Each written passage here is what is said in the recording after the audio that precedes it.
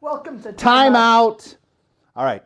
You might remember a year ago that Nick joined us on Timeout after it had been called The Buzz. He did the football ratings. We talked about football. Well, I'm going to get Nick out of here because I'm not a fan of sharing the spotlight. Well, frankly, with him, I don't share the spotlight because I'm tall, he's short. I cast a shadow over him. We're going to move him to the net. Net time with Nick. You can talk about all the volleyball you want, but right now I'm going to throw a volleyball at his head and get him out of here. Time in. Oh! Hey, look, I got a football. So let's talk about it. Timeout. So if we're going to talk football, let's start locally. Let's start with the three local teams, Norfolk High, Norfolk Catholic, Lutheran High Northeast. I had an opportunity in the last couple of weeks to talk to all three coaches, Norfolk's Tom Olson, Norfolk Catholic's Jeff Bellar, and Lutheran High Northeast Darin Suckstorf. Suckstorf, for starters, said that it's going to start a lot up front. Seth Knapp, a big offensive lineman for Lutheran High. How far can the Eagles go? I think our biggest strength is our offensive defensive lines because that's kind of where most of our senior leadership, upperclassmen are. Our skill positions are young, but they're very good. They're very hard workers. They continue to get better in the weight room and then on the football field in practice, really paying attention to the coaches, getting better fundamentally. Defensively, I think Coach Cant, our defensive coordinator, got them fitting our personality to our scheme and their strengths to our team. So I think we're going to see improvement defensively also. Overall, I think we just got to continually each week to get better in the weight room and on the football field, and hopefully we'll be playing our best football at the end of the year.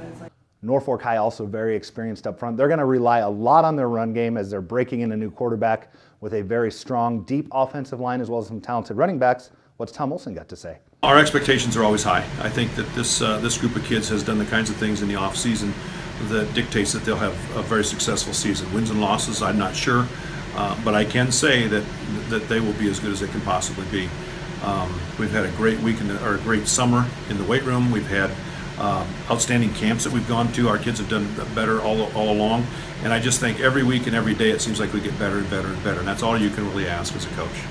In keeping with the theme of running the football, Norfolk Catholic coach Jeff Bellar thinks his team is going to be a delightful running team because of a strong offensive line, Dylan Couts in the backfield, and a grade A transfer in Evan Smith. We're excited about getting started. We have high expectations for our football team.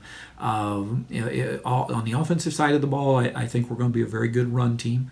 We have big offensive linemen that have more experience each year. We started 3 sophomores a year ago, so those guys are older, a little more mature. I'm hoping that they feel a little more comfortable in the things that we're asking them to do.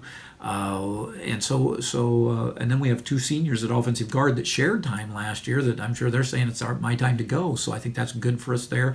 With some very good running backs, as I mentioned to you, Dylan Couts is a state champ 2 years in a row in the 100 and 200, and he can get out and run. Evan Smith moved in, was a over 1,000-yard rusher at the high school he was in Illinois. So we're thinking that he's going to do great things for us. Kelby Schaefer as a fullback, I think will do great things, as Peyton Love. So both those guys. So I think our run game will be good.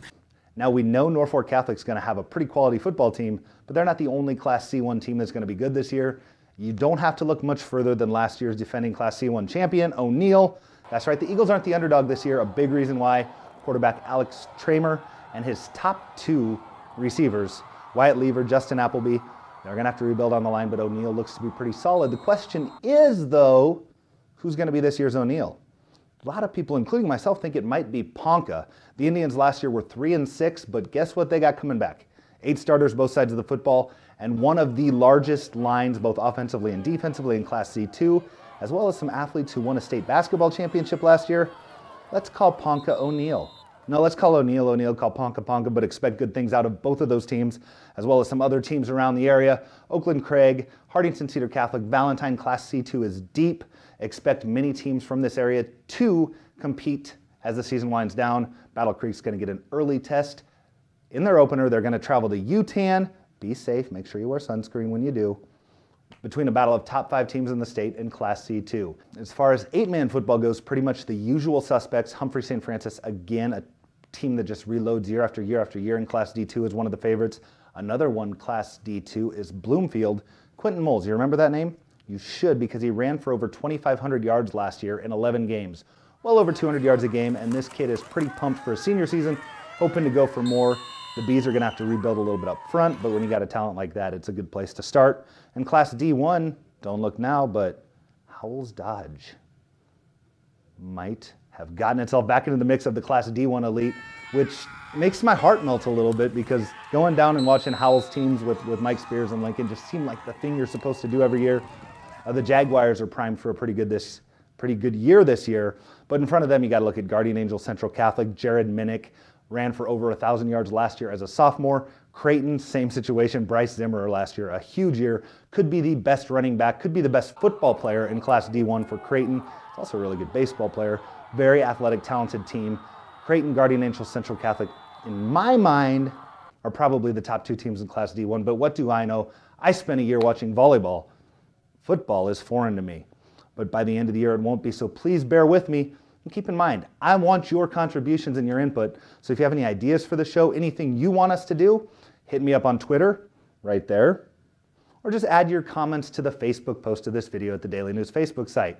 Until next week when we talk about some actual game action, I'm Tom Behmer for Time Out.